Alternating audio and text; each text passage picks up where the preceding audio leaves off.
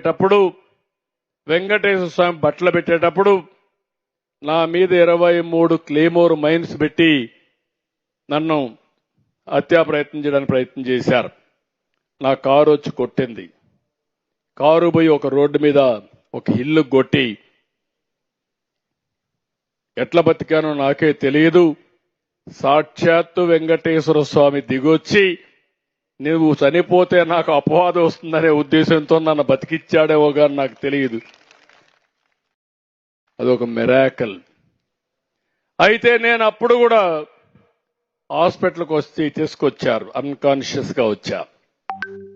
తీసుకొస్తే ఎస్పీని ఒక పక్క చూసా, ఇంకొక పక్క కలెక్టర్ని చూసా. ఏం జరిగిందన్నాం. మీ మీద క్లేమోర్ మైన్స్ బ్లాస్ట్ చేశారు సార్ అన్నారు. ఎస్పీని చూసి నీకేం చెప్పాను అని అడిగా. కాసేపు ఆలోచించి తలకొంచున్నాడు. ఎవరైనా కానీ ఇలాంటి దుర్మార్గం చేస్తే నేను మీకు చెప్పింది విఐపిని వేరే వాళ్ళు ప్రొటెక్ట్ చేస్తారు, చేసిన వాడిని పట్టుకునే బాధ్యత మీది.